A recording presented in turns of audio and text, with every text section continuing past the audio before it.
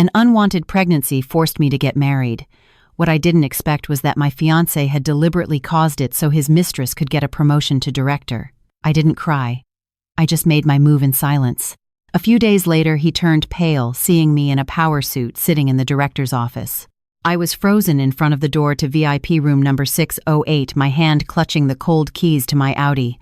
My knuckles were white from the force of my grip. The hallway of the Aura Lounge was submerged in a dim haze of purple and red lights. The smell of stale tobacco mingled with an overly sweet air freshener, creating an atmosphere so suffocating it was nauseating.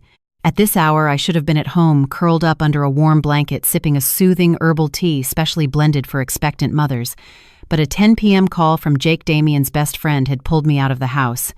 Jake had said Damien was too drunk to drive and asked me to come pick him up like a dutiful fiancé. And carrying his child in my womb, I didn't hesitate despite the biting wind of the New York City night. I hastily threw on a thick coat and drove over. I was about to push the door open when a shrill voice, amplified by the powerful speakers inside, seeped through the crack and nailed my feet to the cold marble floor. "Hey, Damien, I'm being serious." Jake's voice was slurred, clearly drunk as the clinking of glasses echoed. "You really planning on marrying that workaholic? That chick from marketing, Cora Lynn, is practically glued to you. She's a total knockout, man. It'd be a waste to let her go." My heart skipped a beat, not from excitement, but from a bad feeling, a premonition that something terrible was about to happen. I held my breath, pressed myself against the velvet-lined wall, and strained to listen. Then I heard Damien's familiar mocking laugh. That half-smile that I once found so masculine and seductive now sounded calculating and dismissive. "You think I'm stupid enough to walk into that cage for love?" Damien took a drag from a cigarette. His voice deepened, filled with self-satisfaction. "Aria is already 33. At that age, women are desperate for a husband and a kid like a desert waiting for rain." I just had to be a little attentive, say a few sweet things, and she swallowed it all. "So you're marrying her for the department director position, right?" Jake let out a loud laugh. "Of course. Why else?" Damien slammed his hand on the table. The sound echoed dryly. "She's my strongest competitor for the upcoming appointment. Aria is no fool, and old man Harrison from the development firm trusts her completely. If I competed fairly, I'm not sure I could beat her, and Cora Lynn wouldn't stand a snowball's chance in hell." Outside, my entire body trembled, not from the cold, but from a deep nausea rising from my stomach. The man I had loved for 2 years, the one who had knelt to propose just a month ago, turned out to see me as a chess piece, an obstacle to be removed. "You magnificent bastard! You're a strategist!" Applause mixed with the laughter of the group of men in the room. "And the pregnancy, I heard she's pregnant. Are you planning to raise another man's kid, or what's the deal?" "It's my kid. Whose else would it be?" Damien interrupted with a chillingly casual tone. But that was my masterstroke. I had to secretly poke holes in the condoms for 2 months to get her pregnant. A woman, no matter how brilliant and fierce, becomes as tame as a puppy once she has a child. I'll convince her to quit her job to take care of it. After a few years at home changing diapers, her brain will have atrophied. By then, I'll be well established as director, and Cora Lynn will have been promoted to section head. I've already won this game. Every word from Damien was like a poisoned needle stabbing my eardrums. I didn't feel dizzy or see the world spin like in a soap opera. On the contrary, my mind became incredibly clear, a terrifyingly cold clarity. I am Aria Montgomery, commercial director of the Valoria Group, the woman who has personally closed multi-million-dollar contracts. I am not the type of weak woman who falls apart, cries, or faints in the face of problems. Years in the business world have taught me one thing: in the face of betrayal, emotions are useless. Only reason can save you. "And what about Cora Lynn? What are you going to do with her?" Jake asked, with a mix of curiosity and morbid interest. "Cora Lynn is the light of my life, the woman I truly love." Damien's voice softened with a tenderness he had never shown me, not even in our most intimate moments. "She's innocent, fragile. Life has been hard on her. If I don't protect her, who will? Aria, on the other hand, is too strong, too independent. I feel pressured when I'm with her. I'll marry Aria to take care of the house and kids while I manage Cora Lynn's career. A man with multiple women isn't that uncommon anyway." I bit my lower lip so hard it bled. The metallic taste in my mouth reminded me this wasn't a nightmare, but the raw, cruel reality. It turned out his attention, his care, the chicken noodle soup, he made me his promises of eternal love. It was all a meticulously planned play to sabotage my career and pave the way for his mistress. He was using my maternal instinct to lock me within the four walls of a kitchen to transform a proud eagle into a canary with broken wings inside a cage. I looked at the keys in my hand and then at the heavy limbo wood door. I could burst in there, throw a glass of wine in his face, slap him so hard it would leave a mark, and unmask his miserable true self in front of his friends. That would be the reaction of a normal hurt woman. But I am Arya. I never fight a battle. I'm not certain I can win, and I certainly don't let my enemy see me lose my composure. I took a deep breath, regulating my pulse. I turned and walked away silently in my flat shoes. The carpeted hallway muffled my steps just as I was swallowing the pain inside. At the front desk, the hostess greeted me with a nod. "Did you find your husband, ma'am?" I smiled. A perfect social smile without a single crack. "My husband is in the middle of an important business meeting. I don't want to disturb him. Could you please send a bottle of your most expensive scotch to room 608? Put it all on his tab, please." "Of course, ma'am." I left the club. The cold New York night wind hit my face. I opened the car door, sat in the driver's seat, and looked at myself in the rearview mirror. The face of the woman in the mirror was still attractive and defined, but her eyes no longer had the happy sparkle of that same afternoon. In its place was a sharp, deep gaze, like a frozen lake in winter. "Damien, you want to play the victim. You want to use our child to tie me down. Fine. You set this stage, and I will act with you until the very end. Except from now on, I'm rewriting the script. And the ending that awaits you, I assure you, will not be the happy ending you're dreaming of." I started the car. The Audi glided smoothly through the deserted streets, leaving behind the sordid lights of the Aura Lounge, and also leaving behind the blind love of a youth that had just died. The drive back to the luxurious penthouse overlooking the Manhattan skyline felt eternal. The yellowish streetlights cast trembling patches of light on the windshield. I gripped the steering wheel. The memories of the last 2 years played in my mind like a slow-motion film, each image sharp and painful. I met Damien when he joined as the Deputy Director of Operations at the New York headquarters. Back then, he boasted of being the nephew of the influential Pierce family. His educated, intellectual appearance and his humble, respectful way of speaking quickly won everyone over, including me. I was a 31-year-old woman at the peak of my career, but with an empty heart after several failed relationships. Damien's kindness and detailed attention were like a stream of fresh water for my arid soul. We started with coffees to talk about work, quick lunches in the office, and then moved on to romantic dates. Damien always played the part of the perfect man. He knew how to listen, to share, and above all, he always respected my career. He used to say, "Arya, fly high and far. I'll always be the safe harbor you can return to." That lie was so sweet that I drank it down without hesitation. 2 months ago, I realized my period was late. I held the pregnancy test with 2 distinct red lines. A whirlwind of emotions washed over me, joy and worry. Joy because at my age, having a child was a gift from heaven. Worry because the major project with Mr. Harrison's development firm was in its final phase, and the position of Department General Director was vacant, waiting for the right person. That night, I told Damien. His reaction at that moment moved me to tears. He froze, then hugged me tightly, lifted me up, and spun me around, laughing as tears streamed down his cheeks. He knelt, kissed my belly, and whispered, "Thank you, Arya. Thank you for giving me a family." He immediately proposed with a diamond ring that, according to him, he had bought by saving half a year's salary. The wedding was planned in a hurry, and that's when the subtle pressures began. Honeywork is for life, but the baby is the most important thing. The first 3 months are very delicate, and I worry about you running around with business lunches and alcohol. Why don't you take a leave of absence to take care of yourself? Let me handle the money-making. I don't want my wife and child to suffer. That general director position is so stressful. If you take it, when will you have time for family? I'm afraid you'll burn out. At the time, I only thought Damien loved me, that he was concerned for our health. I hesitated. I seriously considered stepping back, giving the opportunity to someone else to build our little nest. In fact, that very afternoon before receiving Jake's call, I had drafted a request for a leave of absence to send to Eleanor, the CEO and my mentor. Thinking about it now, I let out a bitter laugh that echoed in the silence of the car. It turned out that all those sweet words, those tears of happiness, were nothing more than a masterful performance. Damien didn't want this child. To him, my son was just a tool, a chain to bind my wings, a hostage to blackmail my emotions and my career. He knew perfectly well that if I didn't voluntarily withdraw with my capabilities and the support of the main shareholders, he and his mistress, that Cora Lynn would never have a chance to sit in that seat of power. Cora Lynn, a name that sounds so fragile. I remembered that new employee who had been in marketing for 6 months, petite with an oval face and eyes that always looked like they were about to cry. Cora Lynn messed up everything she did. Her reports were full of errors, and she stumbled when speaking to clients.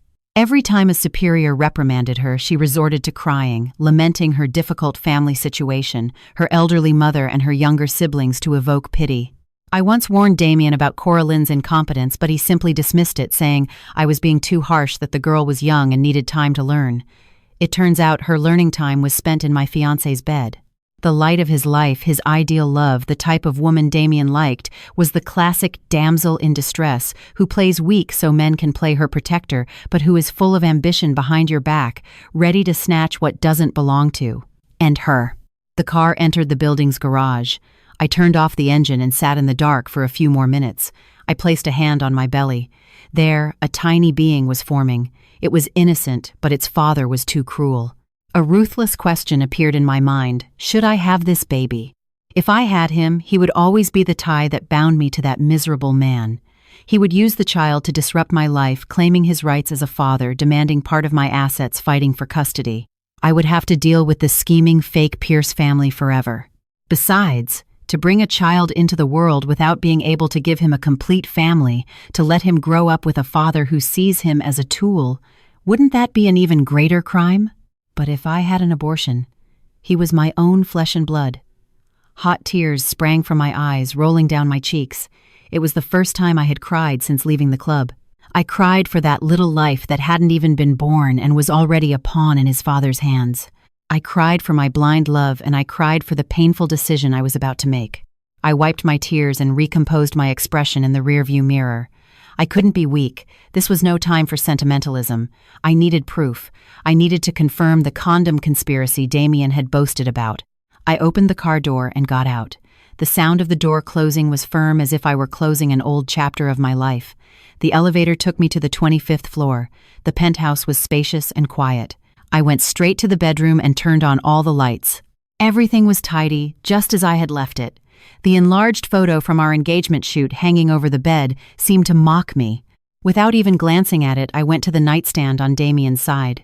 Damien was very meticulous. He always kept his personal items in the top drawer. I opened it. A box of extra-thin Durex condoms was in a corner next to some vitamins he used to take. The box was open. Only 3 remained. I picked up the box with slightly trembling hands, took it to the bathroom, and filled the sink with water. Under the bright, glaring white light, the silence was so absolute, I could hear my heart pounding in my chest. I opened the wrapper of the first condom. It looked completely normal, smooth, with no suspicious signs. I turned on the faucet and let water flow into it. It swelled like a small water balloon.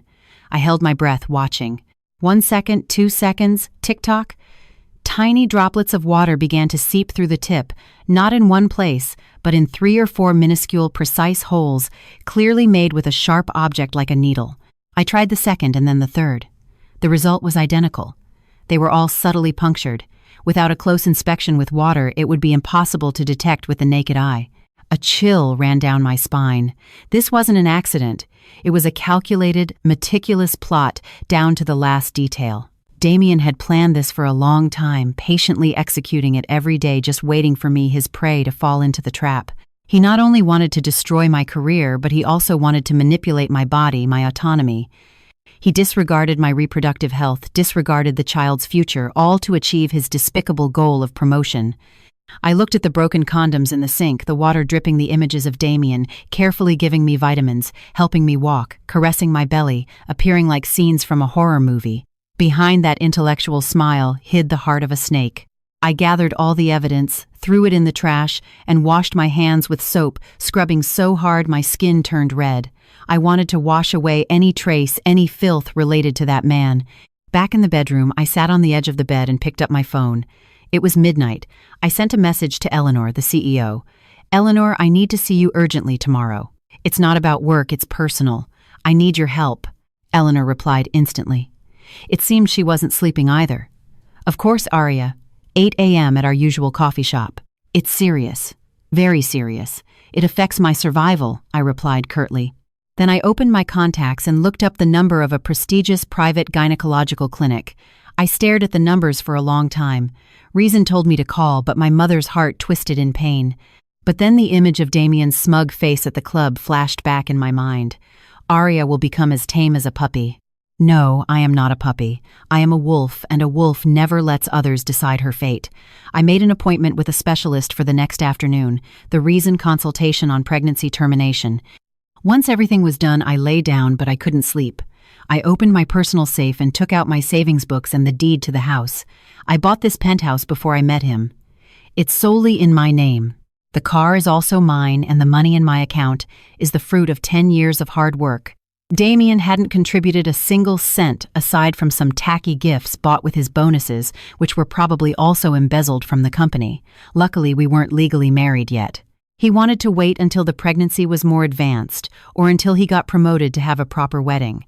His calculated indecisiveness had unintentionally become my escape route. The only bond now was the baby and the fictitious title of Fiancé. Around 2 a.m. I heard the door open. Damien was back. I closed my eyes, pretending to be fast asleep. His hesitant steps entered the room. A strong smell of alcohol filled the air. He stood by the bed looking at me for a while. I could feel his gaze. It was no longer that of a lover, but of a hunter, observing his prey caught in the net. He leaned down and gave me a light kiss on the forehead, whispering in his fake slurred voice, "Sleep well, my sweet, naive little wife. Thanks for clearing the way for me." Then he went to the bathroom. The sound of running water drowned out the grinding of my teeth in the dark. The next morning, I woke up earlier than usual. I carefully applied my makeup, hiding the dark circles, and chose a burgundy power suit, a color Damien disliked because he said it was too aggressive. Damien was still sleeping like a log, his mouth open, a posture I once found endearing. I looked at him one last time without a trace of affection. "Wake up, honey. Time for work." I shook his shoulder gently with a sweet but icy voice. "I'm going to submit my leave of absence request today, just like you wanted. Are you happy?" Damien sat up still, half asleep, but his eyes lit up at my words. "Really, my love, that's the right decision. Rest at home and get strong. I'll take care of everything at the office." "Yes, I'll let you take care of it," I smiled. A smile as sharp as a razor. "And you'd better do a good job, because from now on you'll have to fight hard to keep your position." Damien looked at me confused, not understanding my jab. He thought I was joking, so he laughed and hugged me for a kiss. I dodged him gracefully and grabbed my purse. "I'm going to see Eleanor. Goodbye." I walked out the door with my back straight and my head held high. The real war had just begun, and this Arya Montgomery, once she enters a battle, only knows victory, never a draw, and certainly not defeat. The coffee shop, hidden in a small alley shaded by century-old trees, was our usual refuge from the office bustle. Eleanor was already there. A steaming latte sat on the table. She was 5 years my senior, and the serene beauty of a successful woman emanated from her calm demeanor and intelligent gaze. I sat across from her and, without preamble, placed the leave of absence request on the table. "Have you really decided to quit?" Eleanor frowned, glancing at the document. "The Harrison project is at its most critical point. Without you, I'm afraid Damien won't be able to handle it." "I don't just want the leave." I looked her directly in the eyes, my voice firm. "I want you to approve this request immediately and announce it in this morning's meeting." "Arya, are you hiding something from me?" Eleanor set the paper aside, scrutinizing me. "Knowing you, you'd never leave a job half done just because of morning sickness. This has to be about Damien." I was silent for a moment, then I took out my phone, opened the photo of the pierced condoms, and showed it to her. I told her the whole story from the club, from Damien's humiliating words to the despicable plan he had concocted to get me out of the way and install his mistress in my place. By the time I finished, Eleanor's face was flushed with anger. She gripped her coffee mug so tightly her knuckles turned white. "That son of a bitch," she seethed. "I can't believe he's so despicable. What does he think we are, incubators, tools for his promotion?" "That's exactly why I need your help," I said with surprising calm. "I want you to approve my leave. I want Damien and Cora Lynn to think their plan has worked perfectly. I want them to gloat, to let their guard down and make fatal mistakes." "What are you planning to do?" Eleanor asked, her concern giving way to curiosity. "Take one step back to take 3 steps forward," I sketched a half smile. "I'm retreating to the background, but I'm not letting go of the reins. I'll keep working, but from the shadows. I need you to make sure the contract with Mr. Harrison doesn't get signed if I'm not the representative. Damien will try everything to get Cora Lynn to take over my clients, and that will be the moment we let her dig her own grave. Eleanor thought for a moment, then nodded with determination. All right, I'm with you. I've been fed up with Damien's arrogance and incompetence for a while, but out of respect for you and the Pierce family connection, I've turned a blind eye. This time he's finished. There's one more thing. I hesitated for a second. This afternoon, I'm going to the clinic to terminate the pregnancy. The atmosphere grew heavy. Eleanor looked at me with compassion and took my cold hand. Have you thought this through, Arya? The baby isn't to blame. I know. I swallowed a bitter lump in my throat. But I can't bring a child into this world to become a weapon of revenge or the chain that ties me to a miserable man. I want to cut all ties with Damien, suffer once, and be done with it forever. Eleanor squeezed my hand. Her firm gaze gave me strength. I respect your decision. Whatever you do, I'm on your side. You take care of yourself and get your strength back. I'll handle things at the office. I'll play my part perfectly. Thank you, Eleanor. I smiled, feeling a little lighter. So, it's settled. This morning in the meeting, I'll pretend to be sorry, but I'll say that for your health, I'm forced to accept, and I'll make sure to emphasize that your entire portfolio of VIP clients will be managed by Damien and Cora Lynn. Don't worry, I'll play along perfectly, Eleanor winked, regaining her usual sharpness. Get ready for a good show. Leaving the coffee shop, I felt as if a weight had been lifted from my shoulders. I had an ally, the most powerful and influential one in the company. Now it was time to return to the Wolf's Den to begin my performance. I walked into the conference room at 9 a.m. sharp. The murmur of conversations immediately died down upon my arrival. Damien was presiding at the head of the table, as Eleanor hadn't arrived yet. His eyes shone with self-satisfaction, but his mouth still feigned concern. Arya, if you're tired, you should stay home. Don't push yourself by coming to the office. I didn't answer him. I went straight to my usual seat, to the right of the CEO's chair. Cora Lynn, sitting in a corner of the table, glanced at me before shooting a complicit look at Damien. The door opened, and Eleanor entered with her usual air of authority. Everyone stood up. Eleanor gestured for us to sit and got straight to the point. Today I have an important announcement to make, Eleanor said, holding my leave request with a somber expression. Director Arya Montgomery, for personal health reasons, requires a long-term leave to care for her pregnancy. Although this is a great loss for the company at this crucial stage, management has decided to prioritize the health of our employees. Therefore, I have approved her request effective tomorrow. A murmur spread through the room. Everyone turned to look at me with a mixture of surprise and pity. I lowered my head, playing the role of a weak woman resigning herself to her fate. Thank you, Eleanor, and thank you to the board for your understanding, I said in a slightly trembling voice. I'm sorry I can't continue to fight alongside you on this project. I hope you'll all continue to strive to achieve our goals. Damien jumped up, unable to hide his smile. Don't worry, everyone. Even though Arya is leaving, I'm still here. I will take charge of the commercial department in her name. My wife has worked hard enough. Now it's her turn to rest.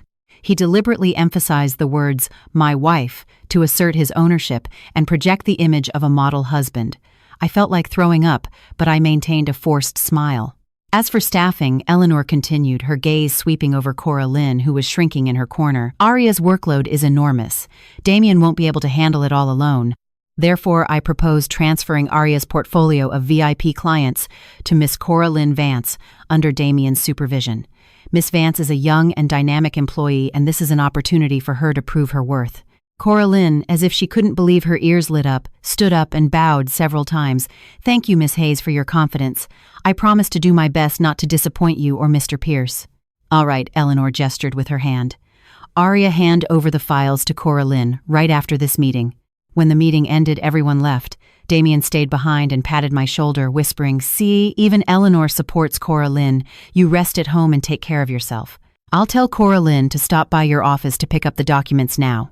I followed Damien's back with my eyes until he disappeared. The smile vanished from my face. He was in such a hurry to snatch my achievements that he couldn't wait another second. 5 minutes later, Cora Lynn knocked on my office door. She entered with false shyness, but her greedy eyes were fixed on the file cabinet behind me. Miss Montgomery, I'm here for the file transfer, she said in a low voice. Sit down, I motioned to the chair opposite me without looking up as I continued packing my personal belongings into a cardboard box. The entire client list and ongoing contracts are on this flash drive. I'll email you the password. Cora Lynn took the flash drive as if it were gold stroking it. "Miss Montgomery, I know you're sad about having to leave work, but don't worry, I'll take good care of your clients.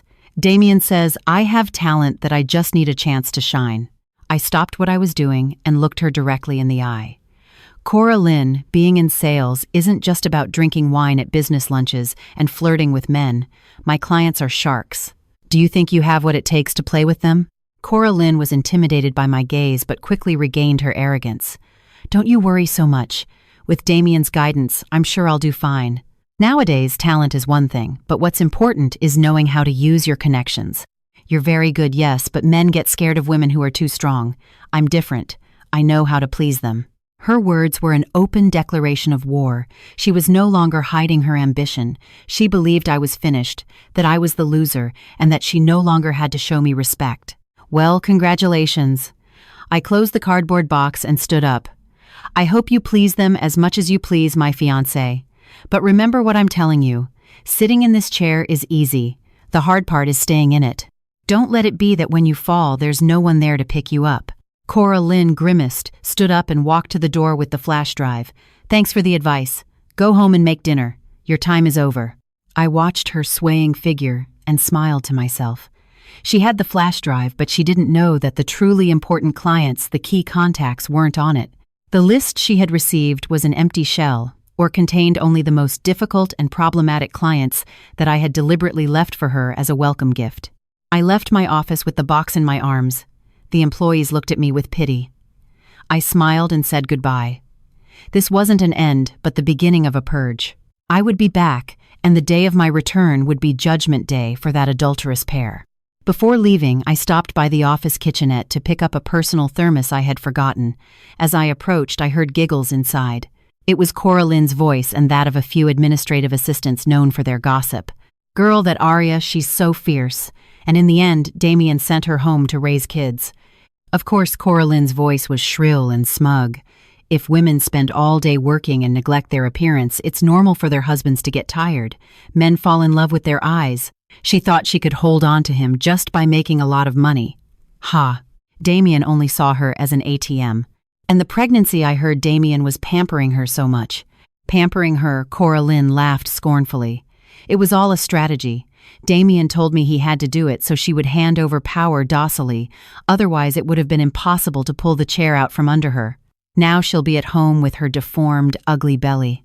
And Damien will have the perfect excuse to be with me. Blood rushed to my head. I grabbed the doorknob, ready to go in and teach her a lesson she wouldn't forget. But reason stopped me. No, it wasn't time yet. If I made a scene, they would label me a hysterical, jealous woman, and she would once again play the role of a defenseless victim. I took a deep breath, let go of the knob, and made a loud noise with my steps.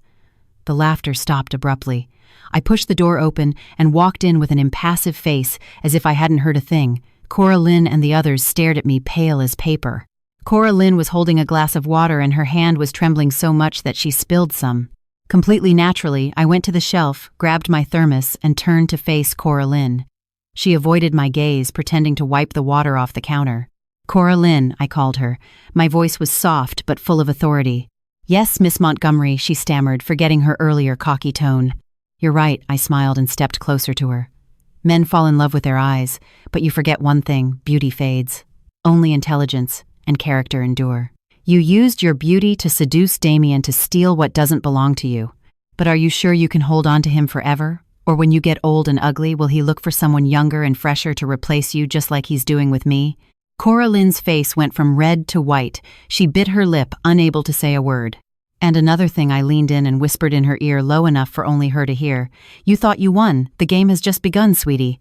Enjoy your fleeting days of glory because the price you're going to pay will be very, very high." With that, I stood up straight and walked out of the kitchen, leaving a deathly silence behind me. I was sure the other employees would spread the story throughout the company.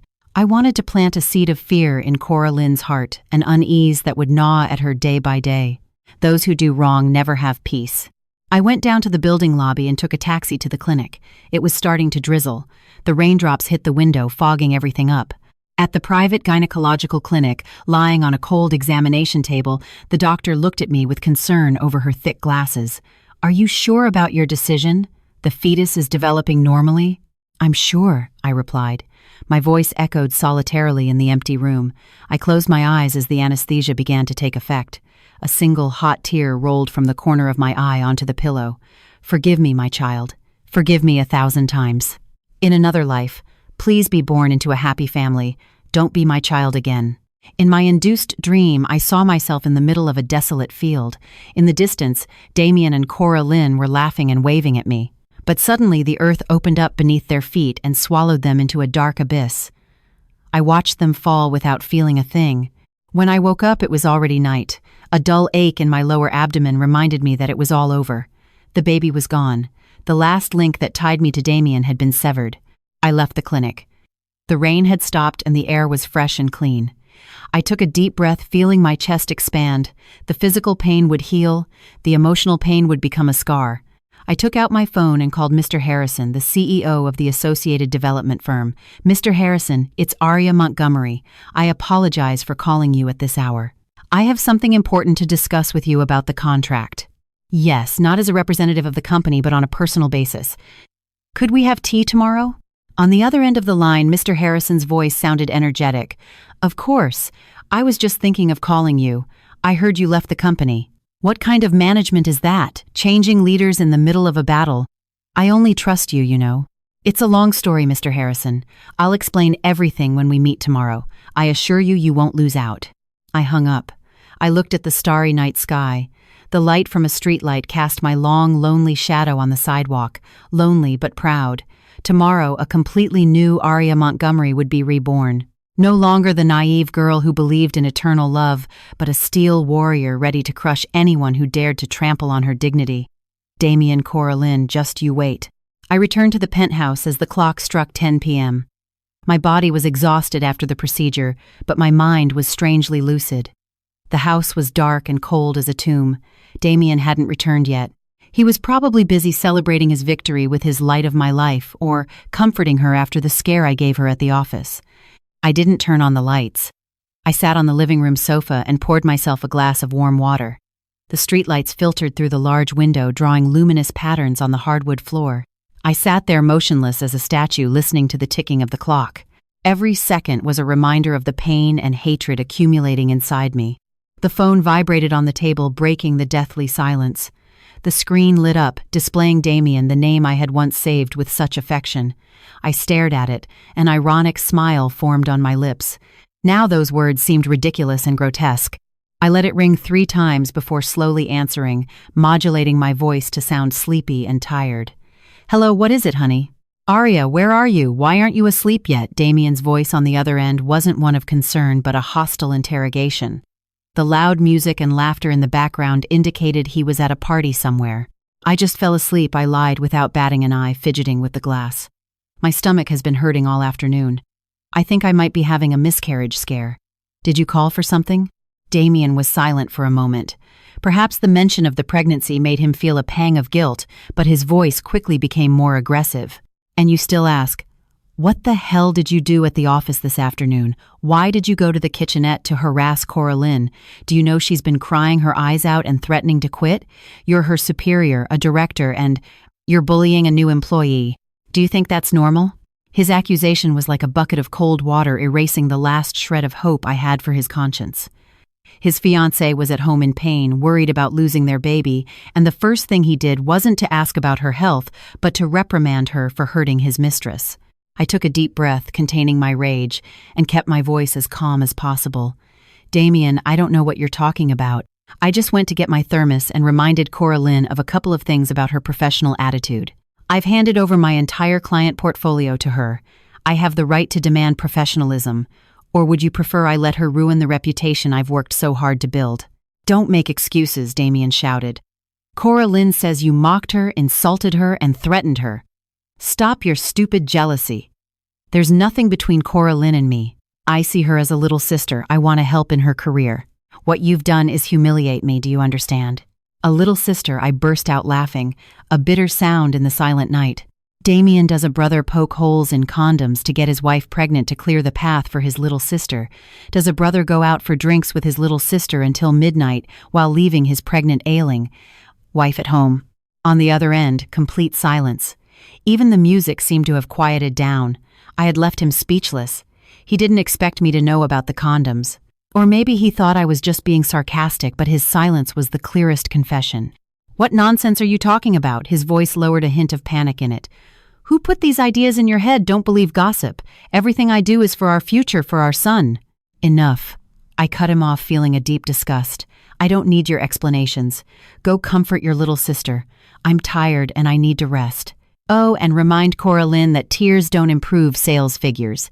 If she can't handle the pressure, she can go back home and play princess. The business world is not for the weak." "Arya, how dare you?" I hung up abruptly, not letting him finish. I tossed the phone aside and leaned back on the sofa, closing my eyes. The first round was over. Damien was beginning to show his true colors, impulsive and uncontrolled when Coraline's interests were at stake. The more he protected her, the more obvious their relationship would become. More importantly, this blind favoritism would be his Achilles heel at work. I got up and went to the kitchen. I needed to eat something to regain my strength. The doctor had recommended I take good care of myself after the procedure. I opened the fridge and took out a container of lobster bisque, a gift from a business partner. Damien had wanted to take it to his mother, but I had saved it. Now I would use it to take care of myself. As I ate, I planned my next move. The meeting with Mr. Harrison the next day would be key. He was a man of principle who loathed falsehood. With a bit of cunning, he would become my best asset to turn the tables. The next morning, Damien arrived at 6 a.m. He tiptoed into the bedroom, reeking of alcohol and cheap women's perfume. I remained in bed, my back to the door, feigning sleep. He stood there watching me for a moment, sighed, and got into the shower. I opened my eyes, staring into the void. There was no more pain or remorse, only cold determination. Today, I would officially lay my trap. I chose an emerald green silk dress and subtle but elegant makeup that concealed my pallor and gave me a sophisticated air. The meeting spot was a quiet, classic tea house in a secluded alley. Harrison's favorite place for business talks. He was already there, sitting before a fine porcelain tea set. He was a man in his late 50s with graying hair but an incredibly lively gaze that reflected the authority of a business veteran. "Good morning, Mr. Harrison," I greeted with a respectful nod. "Arya, sit down, my dear." He put down his cup and looked at me intently. "You look thinner. How's the pregnancy? Why did you leave work so suddenly?" I was shocked when I heard. I sat across from him with an expression of controlled sadness. "Thank you for your concern. It's a long story. I took the liberty of inviting you today, first to apologize for not being able to see the project through to the end, and second, to talk to you about something personal, as if you were family." Mr. Harrison poured me a cup of aromatic tea. He looked at me intently as if trying to read my thoughts. "Speak, my dear. I consider you family. If something is troubling you, tell me and I will defend you." I took a sip to calm myself and began to tell him the story. I didn't do it with laments as Coraline would, but with the tone of a partner concerned for the interests of her collaborator. I told him how Damien had pressured me to leave work and put his mistress in my place, about Coraline's incompetence and lack of professionalism, and my concern for the project in which we had both invested so much. Of course, I omitted the abortion and the condoms. Those were details too intimate that might make a traditional man like him uncomfortable. I focused on the professional and ethical aspects. When I finished, Mr. Harrison's face hardened. He set his cup down on the table with a sharp tap. The audacity, he shook his head, indignant. "That Damien fellow seems like a nice guy, but he has a rotten core. Treating the company like his personal fiefdom and putting some inexperienced little girl in charge of negotiating with me. He's disrespecting me. I've tried to reason with him, but he won't listen," I said with a sigh and teary eyes. "He says that Coraline, being young and knowing how to handle clients, will do better than me, that with the pregnancy, I'm slow and clumsy. I'm just worried his grand project will be ruined." Knowing how to handle clients, Mr. Harrison let out a contemptuous laugh. "I need partners with brains and vision, not dolls who serve drinks. This project is worth millions. One mistake could be fatal." Seeing my opportunity, I slid a small envelope towards him. Inside wasn't money, but a detailed draft of the business plan for the second phase that I had prepared, staying up late before my leave. "Mr. Harrison, this is all my effort poured into this project. Even though I'm no longer in charge, I wanted to leave it for you to consult. I don't want my personal problems to affect your interests. I only ask that you consider it carefully before signing with the new person in charge." Mr. Harrison opened the envelope and glanced at the pages filled with data and analysis. He nodded continuously with a mixture of satisfaction and regret. "Excellent. detailed, exhaustive, and very realistic. It's clear that only you truly understand this project. Without you, that bunch of incompetents will turn it into a disaster. He closed the dossier and looked me in the eyes, his voice firm. Arya, I'll be honest with you. I've been in this business for many years, and my word is my bond. I signed with the Valoria Group because of your ability, not because of the company's reputation or to do Damien a favor. Now that you're not there, I'm no longer interested. I understand, I nodded. But if you cancel the contract now, Valoria could sue you for breach of the preliminary agreement, and it would be a mess. I have a request. I don't know if you could help me. Name it. I want you to continue working with Damien and Coraline, I said slowly. But I ask you to be more demanding, to raise the bar to the level I always maintained. Let them see that sitting in that chair is not a game. Let their true incompetence come to light under pressure. Mr. Harrison looked at me. A sly smile played on his lips. He was an old fox. He understood my plan instantly. I didn't want him to withdraw.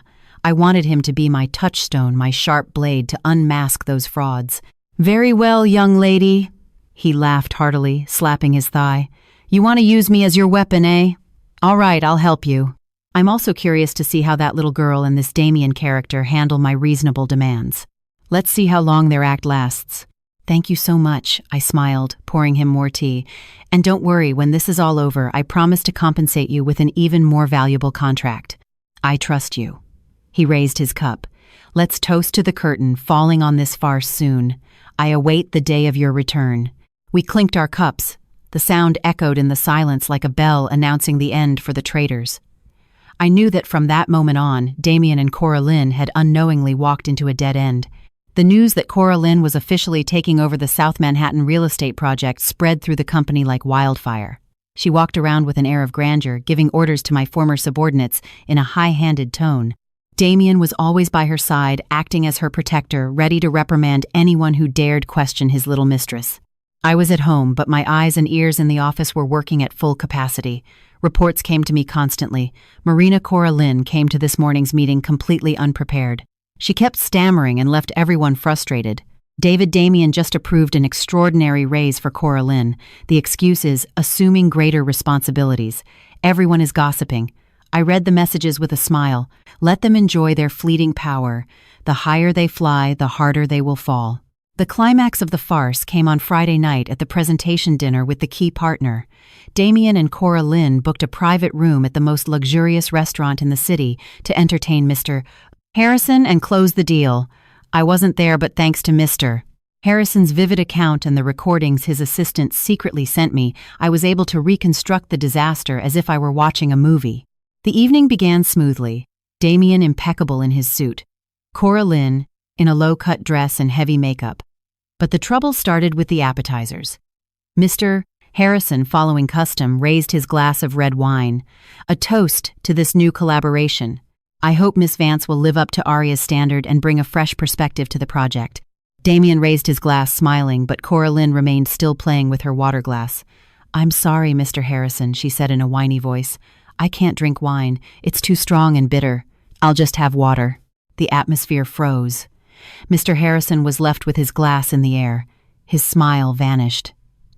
In business, refusing the first toast from an important partner is an offense, a sign of disrespect.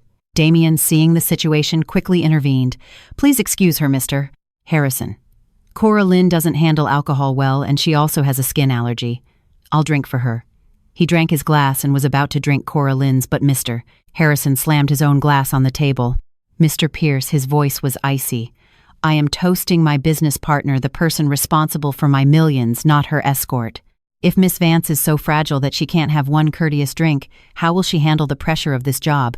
Or when we go to the construction site, will she also be afraid of ruining her skin and stay in the car with the air conditioning on giving orders? Coraline flushed and then turned pale. Instead of apologizing, she resorted to her usual spoiled child tantrum, grabbing Damien's arm with teary eyes. Damien, he's scolding me. I told you I don't drink. That stupid gesture was the last straw. Mr. Harrison detested weak, dependent women. Fine, he said, fed up. Let's skip the wine. Let's get to the important part. Where is the business plan, Miss Vance? Present to me how you plan to develop the second phase. Nervously, Coraline pulled a dossier from her purse, but her lipstick fell to the floor. She began to read the document like a parrot, but it was an old plan she had hastily copied with outdated data that didn't match reality. After 5 minutes, Mr. Harrison couldn't take it anymore. He slammed the table and jumped to his feet. Enough. Are you making fun of me? The data is wrong. The plan is a rehash. Is this how Arya's replacement works? Has the Valoria Group run out of competent people? Damien, pale as a ghost, tried to calm him down. Mr. Harrison, please listen to me. Cora Lynn is new and still learning. Then let her learn at home, he shouted, pointing at him. If you defend her, you're proving you're worthless too. Let me be clear, I am reconsidering this contract. I will not put my money in the hands of a bunch of incompetents. With that, he stormed out, ignoring Damien's pleas and leaving Cora Lynn crying her eyes out. The luxury dinner had turned into a total humiliation. The next morning, Mr. Harrison called me. His voice was still annoyed, but had a hint of satisfaction. You were right, Arya. You can't work with those people. I gave them a lesson yesterday they won't forget. I've announced that I'm suspending the contract signing and demanding an explanation from the Valoria Group. Your company must be in a panic right now. Thank you for playing your part, I laughed, feeling exuberant. Now it's my turn to enter the scene. Maintain that inflexible attitude. Only agree to meet when someone with the authority and ability to resolve this comes forward. Understood. I'll be waiting for your good news. I hung up and looked at myself in the mirror. The woman looking back at me was smiling, radiant, and confident. The time had come. Damien and Cora Lynn had dug their own graves. Now it was my turn to come back, clean up the mess, and reclaim what was mine. I sent a message to Eleanor. The fish has taken the bait. Get ready to ask for my help. The game was getting interesting. As expected, on Monday, the Valoria Group headquarters was in chaos. The tension was palpable. Employees tiptoed around whispering. Everyone knew the multi-million-dollar project with Mr. Harrison was on the verge of collapsing. Meanwhile, I was enjoying a quiet breakfast at home with a cup of chamomile tea. From 8 a.m. onward, my phone didn't stop ringing. First the administration department, then Damien. Even an unknown number I assumed was Cora Lynn's. I put my phone on silent, ignoring all the calls. I wanted them to savor the full extent of their helplessness and panic. At 10 a.m., the doorbell rang. On the intercom, I saw Eleanor with a feigned expression of concern. I smiled and buzzed her in. Good morning, CEO, I winked. You're here earlier than I expected. Stop acting. We're not at the office, Eleanor said, entering and letting out a sigh of relief with a mischievous smile. You have no idea the mess over there. Damien is white as a sheet trying to contact Mr. Harrison without success. And Cora Lynn has been locked in the bathroom crying since this morning. And what does the board of directors say? What can they say? The main shareholders are demanding an emergency meeting to assign responsibility. They want to save the contract at all costs. If not, Damien will be fired immediately. It's your time to act. I nodded and went to my study to get a dossier I had already prepared. I have a meeting with Mr. Harrison this afternoon. Go back to the office and announce that you've managed to convince me to come back and help, but insist that I'll only do it as a special consultant. After all, I'm still on maternity leave. Understood. You're a brilliant strategist. That afternoon, I met Mr. Harrison in his private office, this time in the lion's den. He received me as if I were his savior. Arya, you're just in time. The people from Valoria won't stop calling, but I've given orders not to put any of their calls through. I only negotiate with competent people. Thank you for keeping your promise. I placed the new contract on his desk. This is the revised draft with some more favorable clauses for you as compensation for the incident. Mr. Harrison glanced at it, nodding in approval. Very professional. You know how to balance the interests of both parties. All right, I'll sign it, but on one condition, which is, this contract will only be valid if the person leading the project is Arya Montgomery. If the Valoria Group changes the person in charge, the contract will be automatically voided and they will have to pay a 200% penalty. I was stunned for a second, then smiled gratefully. He wasn't just helping me close the deal, he was handing me the sword to execute Damien. With that clause, he would never dare try to sideline me again. Thank you, Mr. Harrison. I won't disappoint you. 20 minutes later, I left the building with a signed and sealed $2 million contract. The New York sun was shining, but I felt an immense inner coolness. I took a photo of the contract and sent it to the board of directors group chat with a simple message, problem solved, see you at the meeting this afternoon. The chat exploded. Applause and heart emojis rained down, but I knew two people were trembling when they saw that message. At 3 p.m., I walked into the main boardroom of the Valoria Group. I wasn't wearing loose maternity clothes, but an elegant, fitted black dress with a white blazer.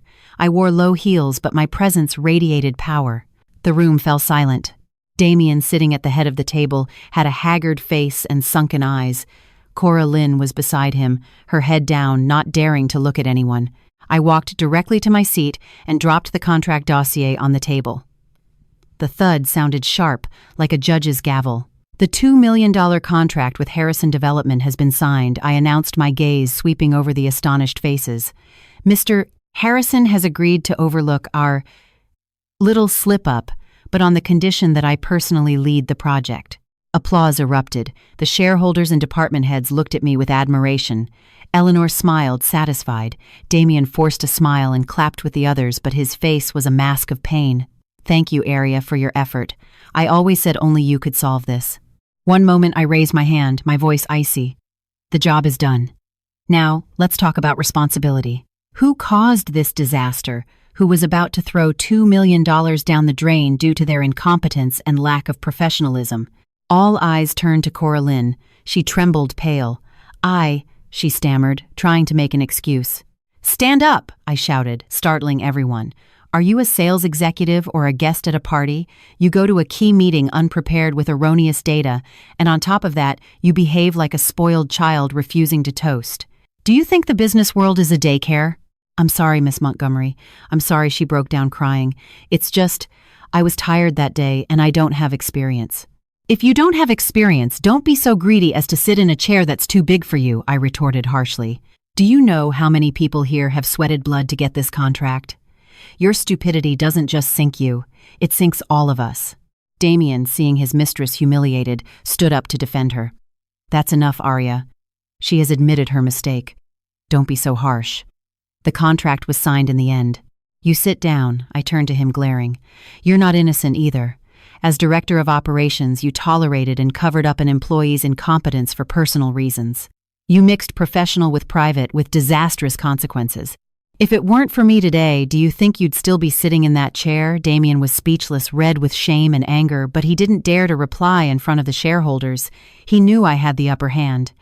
I propose I addressed Eleanor and the board the immediate dismissal of Miss Vance as project manager, her demotion to an intern to learn from scratch, and a review of Mr. Pierce's leadership capacity in this matter. I agree, said Eleanor, the first to raise her hand. I do too, seconded another major shareholder. One by one, they all raised their hands. The decision was unanimous. Cora Lynn ran out of the room crying. Damien slumped in his chair, looking at me with a mixture of fear and hatred. I looked directly at him and sketched a contemptuous smile. This was just the first slap. The physical pain was nothing compared to the emotional pain I had suffered. The meeting ended. I walked out of the room like a victor, but I knew Damien wouldn't give up so easily. He would try to get revenge or more despicably beg to get back with me to use me again. And just as I expected, he showed up at my house that night. At 8 p.m., the doorbell rang insistently. I looked at the intercom and saw Damien with a bouquet of roses and a bag of food. His face had regained its usual composure, but his eyes betrayed his calculation. I opened the door and stood in the doorway with no intention of letting him in. What are you doing here? Aria, I came to see you. He offered me the flowers with a pleading smile. You were incredible today. I brought you some lobster bisque to help you regain your strength. It's very good for pregnant women. Thanks. I'm not hungry. Take it to your little friend. I'm sure she needs comforting. Don't say that. He pushed his way inside. I know you're mad at me. I was wrong. I was too soft on Cora Lynn and it affected the work. But you have to believe me, there's nothing between her and me but a brother-sister relationship. The only woman I love and want to marry is you. I stepped away from him, looking at him as if he were a stranger. Brother-sister. A brother and sister who sleep together, who promised to kick me out to put her on a pedestal. Damien froze, his face changed. He realized I knew everything. He dropped to his knees abruptly, resorting to his last trick, emotional blackmail. Aria, forgive me. It was a momentary lapse in judgment. Remember our beginnings. The day you found me starving at the bus stop, it was Cora Lynn who bought me a sandwich and a bottle of water. She saved my life. I owe her a lot, that's why I wanted to help her. But my love for you is real. I laughed so hard that Damien looked up confused. He didn't understand why his touching story of the life-saving sandwich was so funny to me. "You're an idiot, Damien." I looked at him with pity. "You keep talking about your savior, the sandwich that saved you. But have you ever wondered why Cora Lynn knew you liked ham sandwiches? Or why there was a $20 bill folded into a heart inside?" Damien frowned. "What are you talking about? She told me she was just passing by."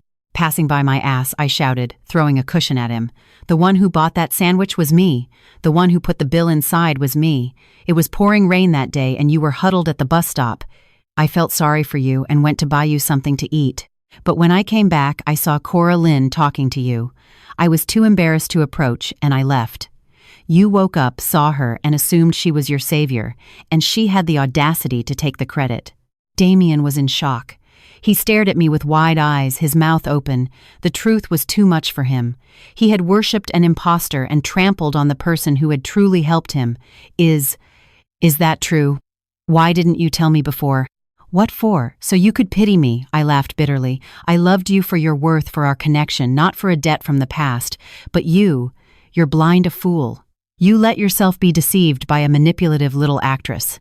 "Arya, I'm sorry. I messed up. Give me a chance to fix it. For our son, please don't leave me." I looked at his bowed head and felt infinite disgust. Even now he was using the child as a shield. I went to my desk, picked up a piece of paper and threw it in his face. "Our son, open your eyes and read." Trembling Damien picked up the paper. It was the discharge report from the clinic. The words, "voluntary interruption of pregnancy" in bold, struck his eyes. You had an abortion." He looked up, his face contorted. Why would you be so cruel? That was my son. Because he didn't deserve to have a father as despicable as you." My gaze was like knives. "You saw him as a tool to tie me down, to steal my career.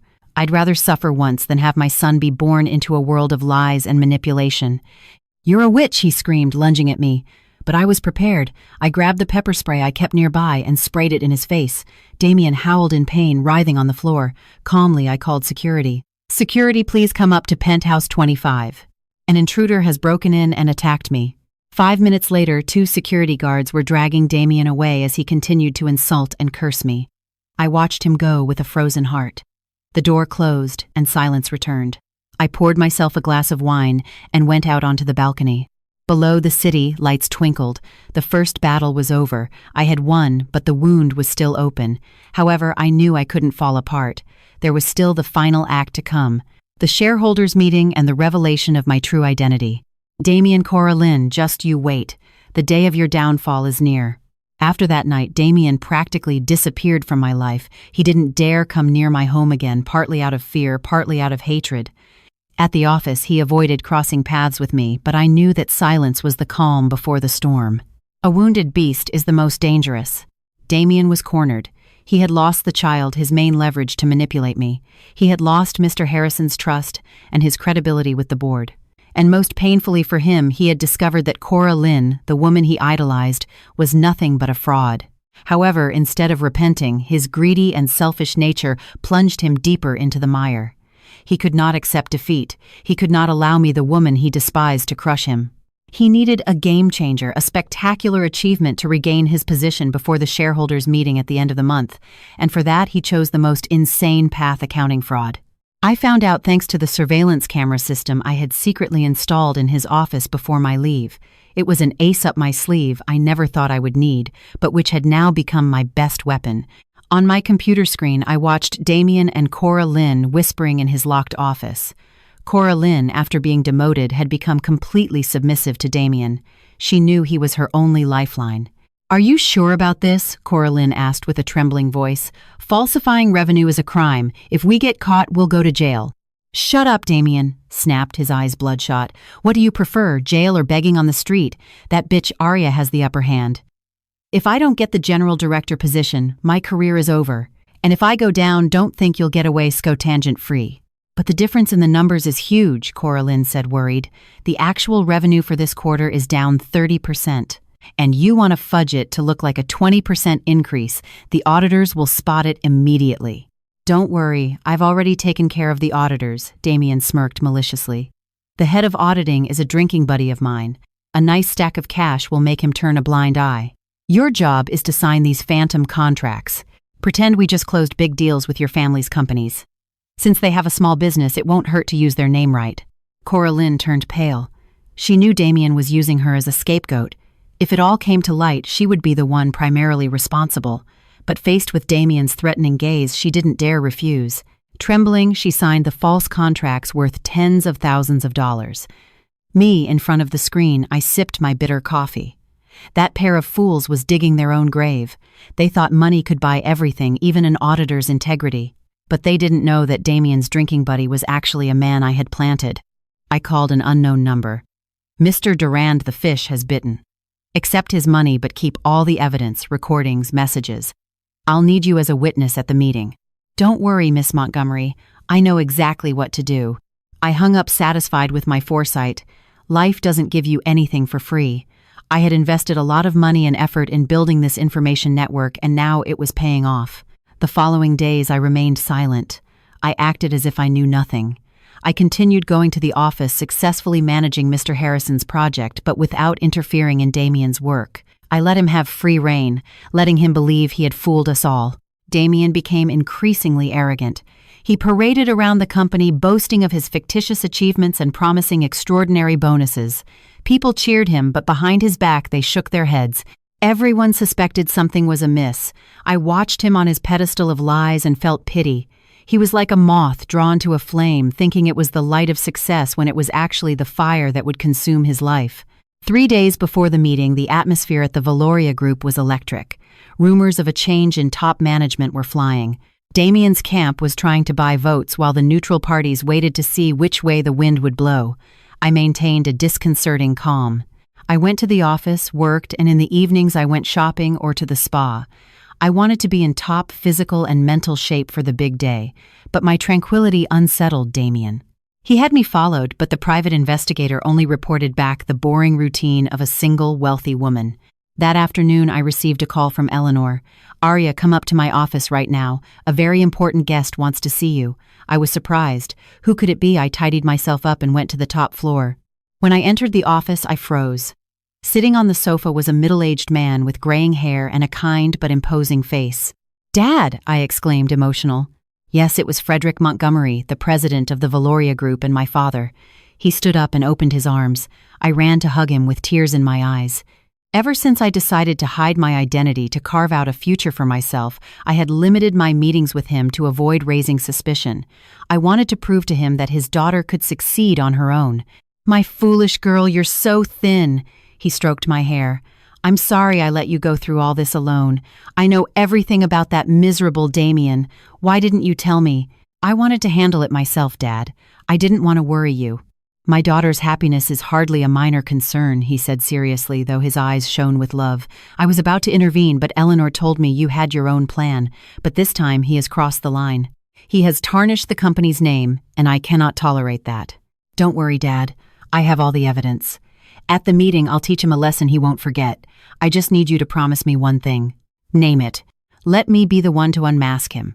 I want him to see that the one who defeated him wasn't the president's daughter, but Arya Montgomery, the woman he trampled on." My father looked at me, nodding with pride. "All right.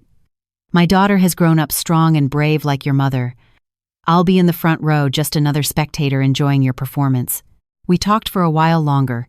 He told me that Damien's stepbrother, Ethan Pierce, an upright and capable man, had been secretly buying up company shares and had contacted him to collaborate. "Ethan will be a good ally for you.